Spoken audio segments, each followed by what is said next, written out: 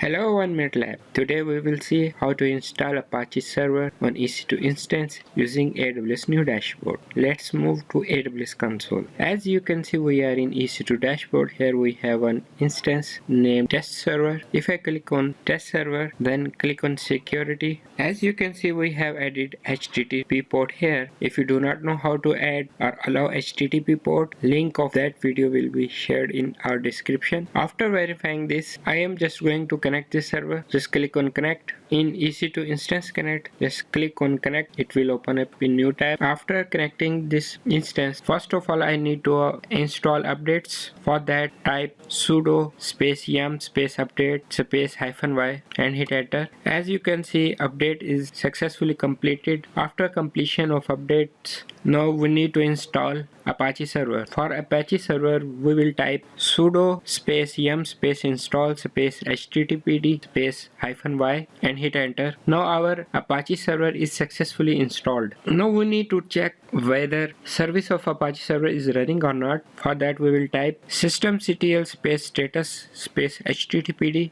and hit enter. As you can see, this is showing us that this service is inactive. To activate this service, first of all we need to start this service. To start this service, we will type sudo space systemctl space start space httpd and hit enter. Now this service is started. Now we need to enable this service. To enable this service, we will type sudo space systemctl space enable space httpd and hit enter. As you can see, this service is enabled. Now check the status of this service by typing systemctl space status space httpd and hit enter. Now you can see this service is activated and in running. Now just come back to EC2 console, go back to our instance. Here we need to copy this public IP address and open this IP address in new tab and paste it here and hit enter. As you can see, our test page of Apache server is showing properly. Hopefully you like this video. See you in the next video.